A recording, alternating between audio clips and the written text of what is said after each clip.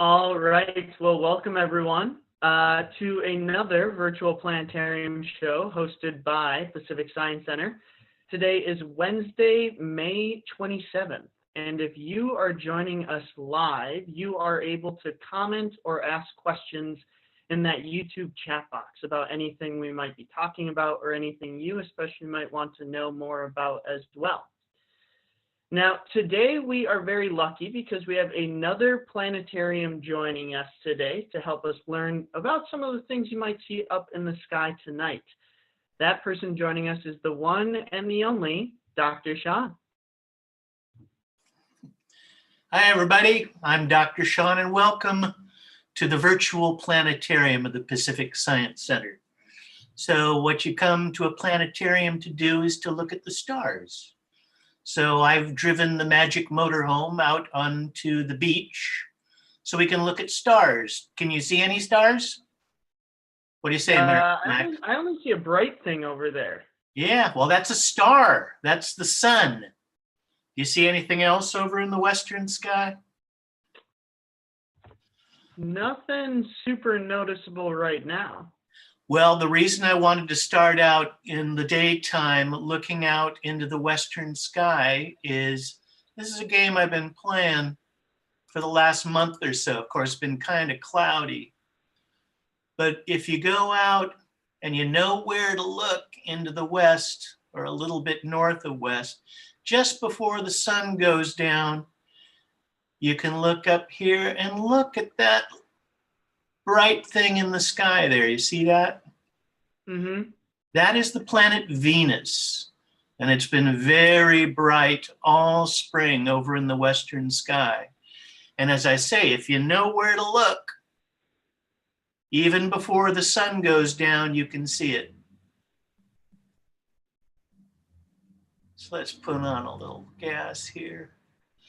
And what I'm excited about tonight is Miracle Max has told me that it's probably going to be very clear tonight.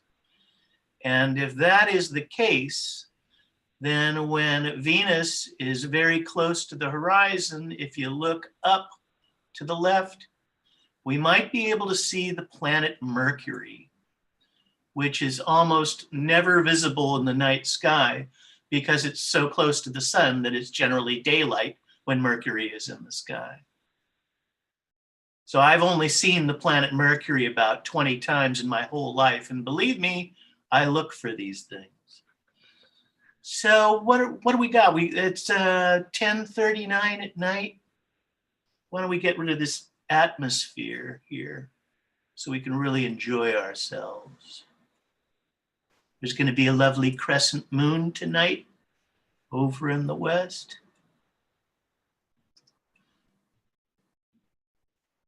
And look at all those stars in the night sky.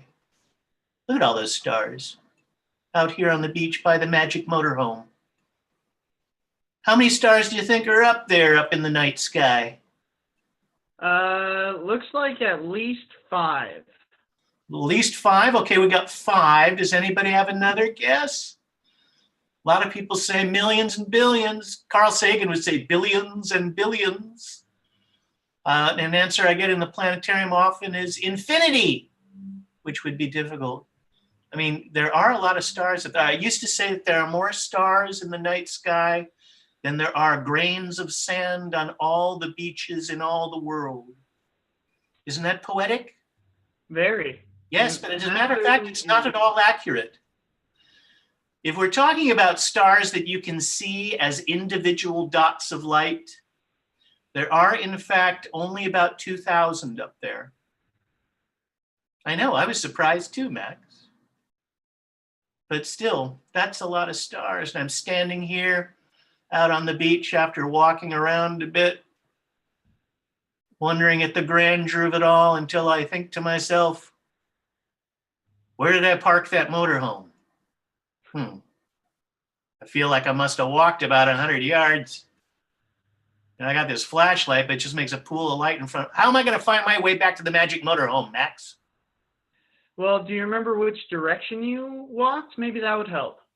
Well, luckily for Dr. Sean, travelers have been using the stars to find their way around for thousands of years. I put it to you, how might we find our way back to the magic motorhome just by using the stars to find our directions? What could we look for? Well, there's a star known as the North Star. Would that help? There is the North Star. What a great idea. If we found the North Star, at least we know which way is north. Okay, well, there's a lot of stars up there. Which one is the north one? A lot of people think it's the brightest star. It is, in fact, the 49th brightest star. So we could count up all the bright ones, and when we got to 49, follow that. Does anybody have a more dependable way of finding the North Star? Well, what you do is you got to look for the Big Dipper. And the Big Dipper is a group of 7 stars in the shape of a long-handled ladling spoon. There's 3 stars in the handle, and there's 4 stars in the cup. And if we find the Big Dipper up in the sky, I can show you a foolproof way of finding the North Star, and you'll never be lost again. Unless, of course, it's raining, which it generally is. Anybody see the Big Dipper up there? There it is. 3 in the handle and 4 in the cup? 3 stars in the handle and 4 in the cup. Now, if you want to get picky, these are actually 2 stars. If we go in real close, you can see Alcor next to, can't remember the name of the one in the middle. So once you found the Big Dipper, is you take these 2 stars on the business end of the cup,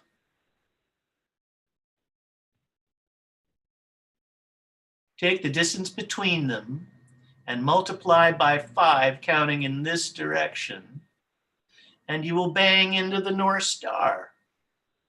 So count with me now. There's 1, 2, 3, 4, 5. 5. Oh, okay, I see it. There it is. Not the brightest one, but it's pretty bright. Anybody know the fancy name for the North Star? No? Everybody's awfully quiet today, Max. We call it Polaris, the pole star. And Polaris is at the end of another picture in the sky we call the Little Dipper. Similar to the Big Dipper, 3 stars in the handle and 4 stars in the cup. But as you can see, the middle stars of the Little Dipper are really faint and hard to see. That's why it's a good idea to use the Big Dipper. The Big Dipper is so bright, you can see it above Seattle, even with all the lights on. Now, the important thing about Polaris, the North Star, is that as time goes by and the night wears on, all these other stars are going to be moving across the sky. Not this fast, but in this direction. All except 1 star. Oh, where to go? Got a little lost there with the zooming faculty. Ah, here we are.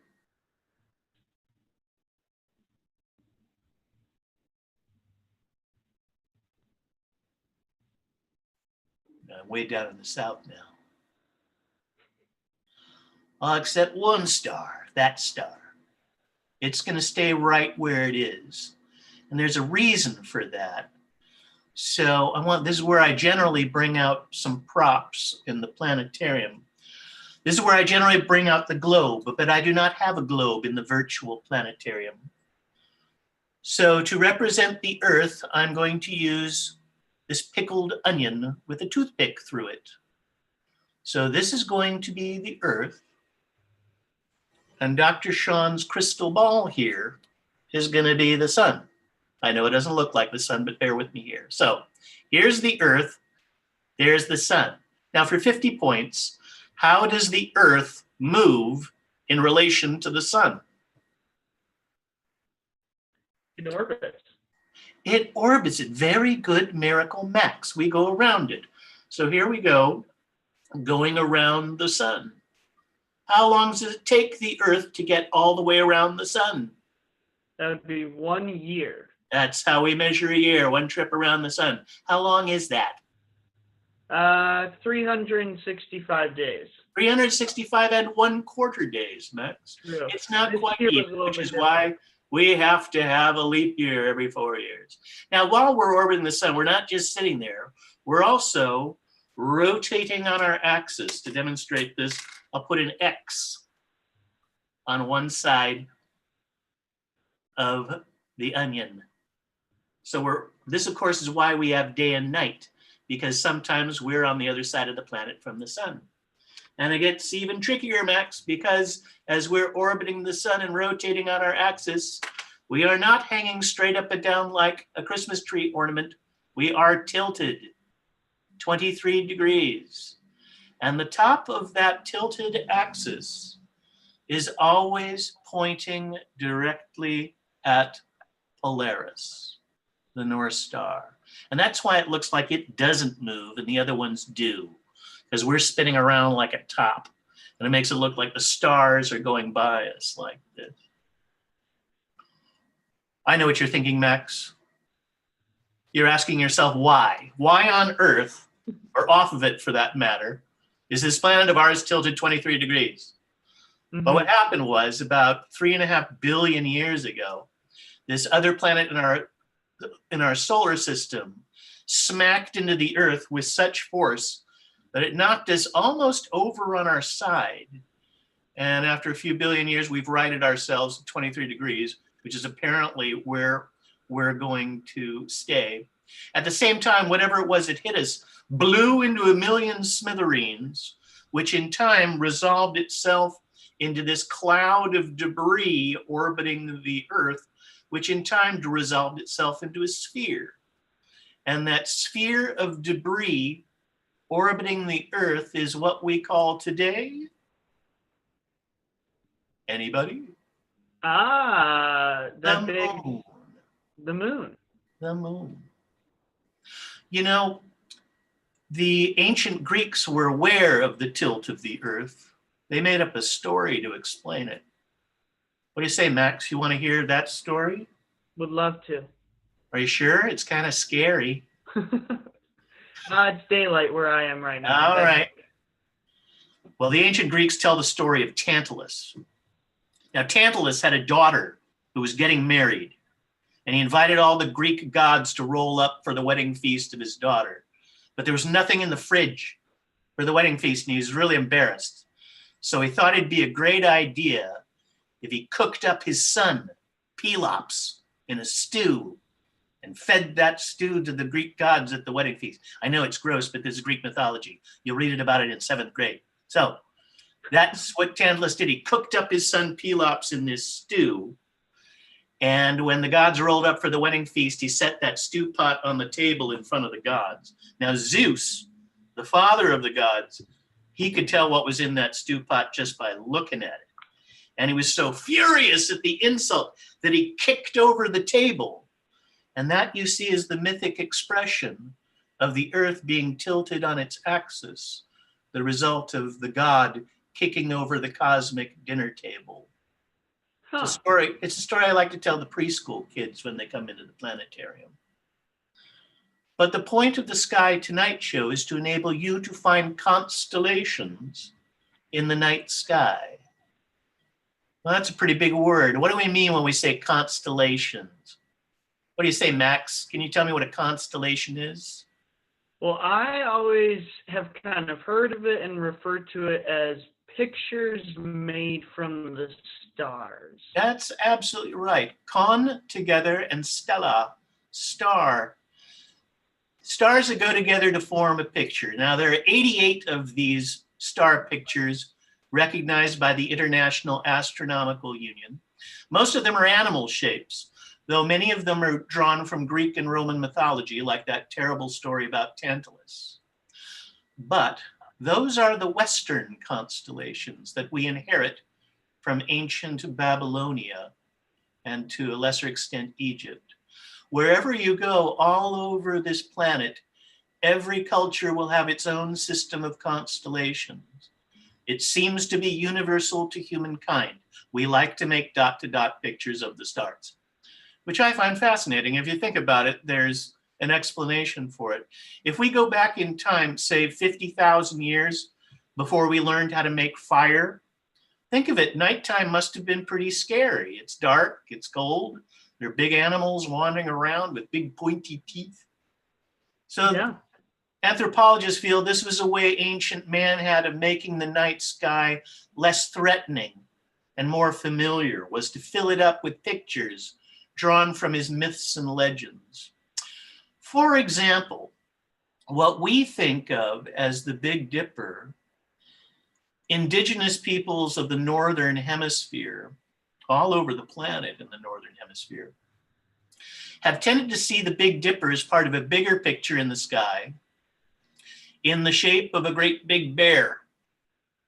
You see the bear, Max? I don't. No? It looks like a big spoon to me. Well, let me help you with the bear. Okay, the 3 stars of the handle, that's the bear's tail. You know how bears have big long tails? I know there's a problem with that story, but we'll get to it. Okay, and down here, he's upside down. That makes it a little harder. Here's his hind leg coming down here. There's 3 little bear toenails. Think of Merrick here as his belly button. And here's his front paws. And here's his head. See, there's his nose and his eyes and his ears. Okay. You think? So what we use to find the North Star is almost like the middle of his belly. Right. I forgot to mention that star is called Merrick. Shows you how long it's been since Dr. Sean has been in here. There we go. There's the bear.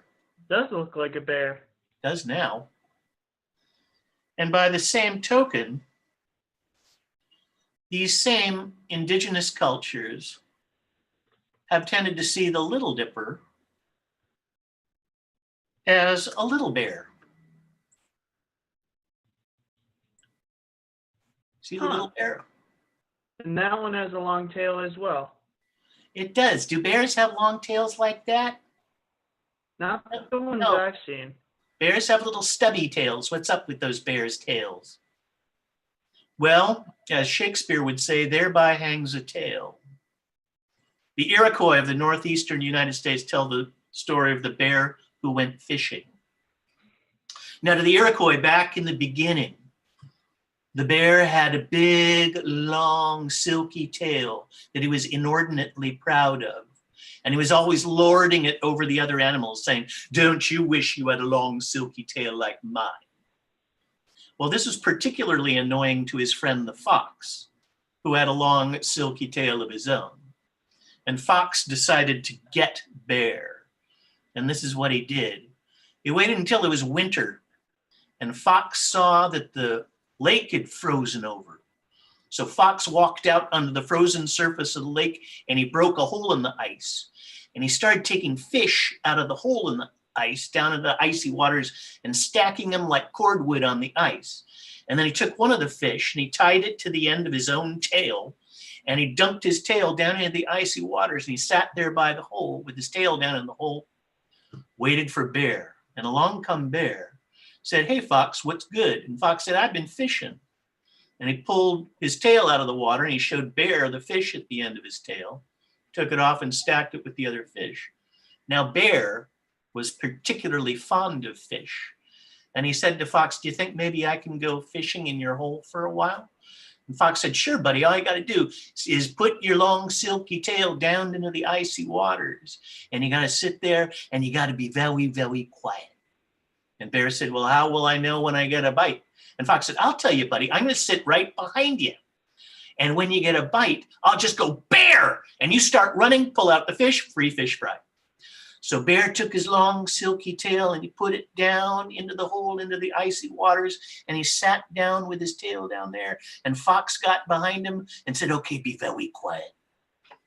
And Fox walked away and went home and went to bed. And Fox got up the next morning and said, "I wonder what happened to that stupid Bear." And he went back home to where he had left Bear, and it had snowed the night before. And there was Bear sitting there by the hole with his tail down in the hole, covered with snow, snoring. So Fox walked up real careful, and he got behind Bear, and he saw that Bear's tail had frozen into the ice overnight. And he said, this is going to be good. And he got behind Bear and went, Bear! And Bear woke up and said, I must have a bite. And he started running and snap, tore his tail right off, frozen in the ice. And that's why the bear is wandering around today without a tail, because he lost it in his fishing expedition. It's also why they sleep all winter, because they don't have a big, long, silky tail to go fishing with. It's a true story. Okay, now to find constellations in the night sky, we need to know our directions. Well, after all this bear routine, we've determined that that is the North Star, n'est-ce pas? So that means this must be north. Okay, well, if we go to the other direction, let me zoom out here a little bit. So let's see, maybe that's a little bit much. So there's the North Star. That means this must be north. So what is this direction up that direction? So opposite of north would be south. Very good, oh great navigational wizards. And this one over here? Let's see, we're looking at Actually, I got kind of turned around there, didn't I? That'd be east. No, actually, it's exactly the opposite of the planetarium. Oh, that is east. Very good, Max. And opposite of east, over where we left Venus and Mercury, would be west. A bingo. Now, do you remember your saying from kindergarten to remember your north, south, east, west? I have been told to never eat sour worms. Oh, really? See, I was told never to eat soggy waffles. But that's how you remember your cardinal points of the compass, or you can just refer to the big floating letters up in the sky. Now, I thought since we started this evening looking into the west, we might look at some of the constellations in the western sky. Looks like, I think Venus has set by now. Let's just make sure of that. Yeah, Venus is set, but Mercury is still up. I dearly hope. 10 o'clock? Pardon? Looks like at about 10 o'clock, you might be able to see Mercury right at the horizon. Far past your bedtime. Look into the north by northwest, and if there's no clouds on the horizon, you will be able to see Mercury. I really look forward to that. Now, over there in the west tonight is one of my favorite constellations because it's my birth sign, and that is the constellation Gemini. The way we find Gemini is you look for the two real bright stars together. Those are the heads of the two brothers. If I illuminate them here, you can see their bodies. See, they're stick figures with their holding hands. So yeah, if you look, once you find Mercury tonight, just look up to the left and see if you can find the heads of the two brothers. The Dioscuri, or the divine twins. They were hatched out of an egg. Did you know that, Max? It's kind of a racy story. It's a racy story, so why don't we skip it? But anyway, they were two brothers who got hatched out of an egg. And since their father was immortal Zeus, but their mother was mortal Leda, one of them was born immortal. He would live forever. And that's Pollux, or in Greek, Polydeuces, the one on the left. Whereas his brother, Castor, on the right, was born mortal. He was a regular guy. So these two brothers, the Dioscuri, the divine twins, they were kind of a cross between Laurel and Hardy and Butch Cassidy and the Sundance Kid. They're always getting themselves into trouble. And one day they were out and they were stealing a bunch of cows. And the guys who owned the cows caught them at it. And there was a great big fight. And Castor, the mortal one of the twins, he got killed and had to go to the underworld where all the souls live. Now, his immortal brother, Pollux, was absolutely brokenhearted at the loss of his brother. And after wandering around as a solo act for a few years, he finally went to the Lord of the Underworld, Hades, and he said, let me make you a deal. Since I have an immortal life, I will trade half of my immortality to my brother so that one half of the year, I will take his place in the underworld and he can come up and be among the living. And then we can swap places at the end of that season.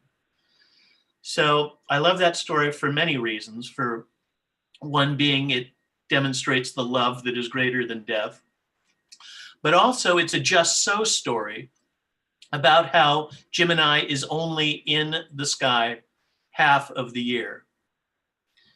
And it is, of course, most easily to be seen in the winter because when the sun is in Gemini, it's June and Dr. Sean's birthday. What else we got going over in that part of the sky? If we look higher up in the sky into the west, there's the moon, of course. Here's a nice one.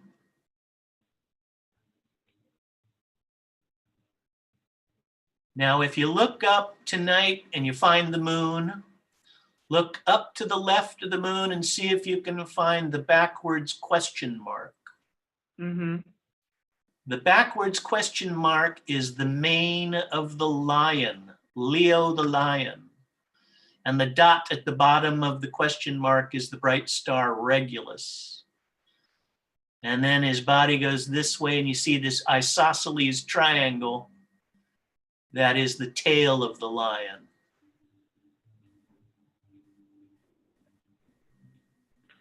Looks like a mouse to me. A lot of people say it looks like a coat hanger to them, but I don't know that the ancient Greeks had coat hangers. Here, let me illuminate him for the imaginationally challenged. Leo the lion. And this was, Leo is a generic term. It's simply Latin for lion. I think Greek too. But this was a particular lion. This was the Nemean lion. Now, the Nemean lion was not an ordinary lion. It was one of the children of this horrible monster named Echidna. And Echidna had all kinds of horrible monster children, like, centaurs and the chimera, whatever the chimera is, and also the Nemean lion. The Nemean lion could not be killed with weapons. So one time, the Greek hero Hercules, or Heracles in Greek, got in a lot of trouble. Again, it's a scary story, so let's not get into it. But he was given 12 impossible jobs to do. And one of them was to get the Nemean lion. So how are you going to get the Nemean lion if you can't kill the Nemean lion with weapons? Well, Hercules, you may have heard, was a really, really, really strong guy. And basically what he did, he went up to the Nemean lion and grabbed it and bear hugged it to death. See? Didn't need weapons for that, did you, Max? You did not if you're as strong as Hercules. That's right. But see, he was also kind of covetous, Hercules. He wanted the skin of the lion to use as a bathrobe. No accounting for taste. But how are you going to get the skin of the Nemean lion off if the lion can't be wounded by weapons? Could you rip it? You can't rip it with a weapon, but you can use the lion itself as a weapon. What Hercules did, he took one of the lion's teeth and used that as kind of a primitive knife and carved the lion's skin off with the lion's tooth. And forever after, when you see Hercules in Renaissance paintings, there he is with his lion skin. So that's a nice summer constellation. Yeah. Now, Sean, I just want to double check on this. So you said tonight, so Wednesday, May 27th, Leo, the line is to the left of the moon. Exactly, up and to the left. And the twins are to the right. Correct. And Cancer, the crab, is right there with the moon, but it's a very difficult constellation to see. Yeah, it almost looks like tonight Cancer is trying to eat the moon. It does, doesn't it? Right between the claws. The crab actually figures in another Hercules story. But let's take a look to the other side of Leo. This is a rather difficult constellation to find because a lot of the stars are pretty dim, but not all of them. And I just reacquainted myself with the story behind this one that I was unaware of, and it's pretty interesting. This is the constellation Virgo, which simply means maiden. And it's probably called that because the classical world of ancient Greece could not really agree on which goddess this constellation represents. So the way I like to point her out is like her head extends up here. It's kind of this kite shape. And you can see the head is the dimmest part of all. Or some people say that's not her head, this is her chest, and she doesn't have a head, and that's part of the story. That's why we don't know which goddess it is. But I always, go on, Max. No, I was just saying I didn't know that. No, I just learned this yesterday. Learn something new every day at the Pacific Science Center, Max. But I always think of it as this kite is her head. She doesn't really have a neck. Here's her arm, which is also her waist, and here's her skirt. Oh, didn't mean to do that.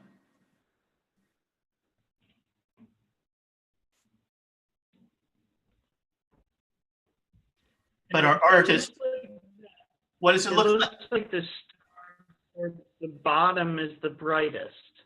Yes.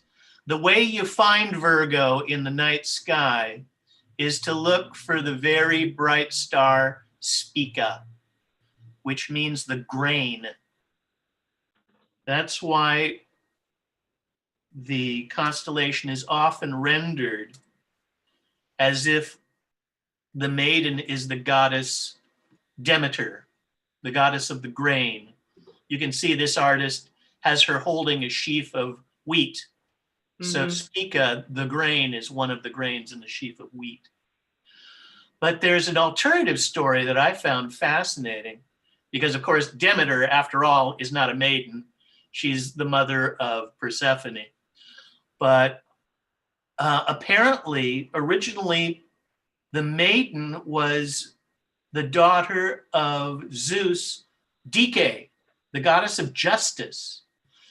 And in the Golden Age, she lived down on Earth among mankind. But then came the Bronze Age, or I guess the Silver Age, when men weren't behaving themselves anymore and they were cussing and smoking and stuff like that. And then came the Bronze Age when they started going to war with one another and building weapons. And it's about that time that Dike, the goddess of justice, had enough of living among men and she went out to live in the woods. But then came the Iron Age, when warfare spread all over all the Middle Eastern world, and the goddess of justice, Dike, just had enough of that, and she departed Earth forever to live among the stars. Kind of a sad story, but it's a cool one. Yeah, an interesting one nonetheless.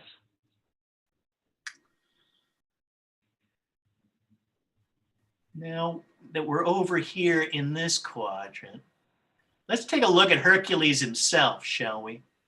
Now, the only way I personally can ever find Hercules is you got to take a big chunk of sky.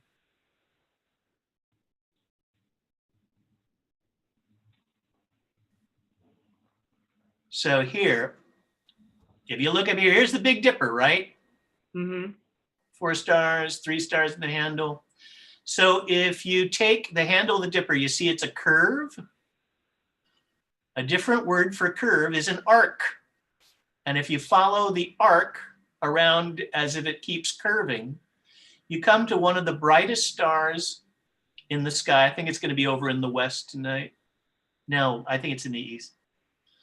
Arcturus. That's how you can remember the name of that star, because you find it from the arc of the handle of the Dipper. And Arcturus is at the bottom of the constellation Boötes, the herdsman or the ox herd. Bous is Greek for ox. You can see he's trying to catch the bear by the tail. You might ask yourself, why would an ox herd be interested in a bear? Well, in ancient times, the bear is a northern constellation. To the ancient Near East, the bear was not a bear, it was a bull. And that's why Boötes is an ox herd. So once you find Boötes, that kite shape, you go to the left and you see Corona Borealis, the northern crown.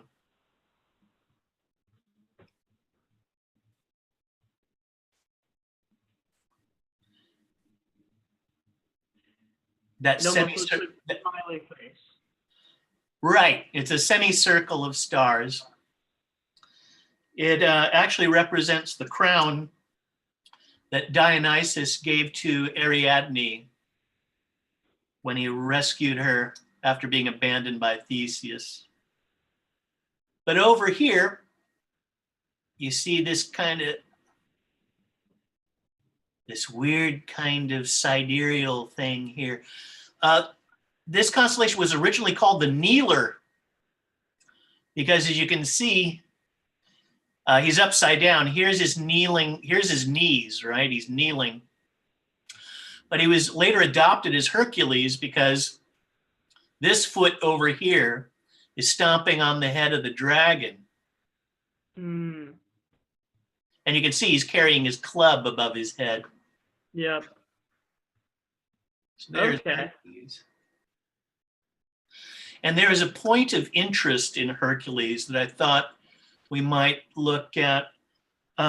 I tried to find this. We've got a 12-foot telescope in the back of the planetarium at the Science Center. And I spent the better part of an hour trying to find this in Hercules one time, and I never could. This is the great star cluster in Hercules. It's a globular cluster. A lot of the star clusters in our galaxy are open clusters, like the Pleiades, which are stars that are formed from the same star-forming region, but they're moving away from each other. The difference in globular clusters is the stars are all held together by their mutual gravitational pull. It's thought that these globular clusters are the oldest things in our galaxy.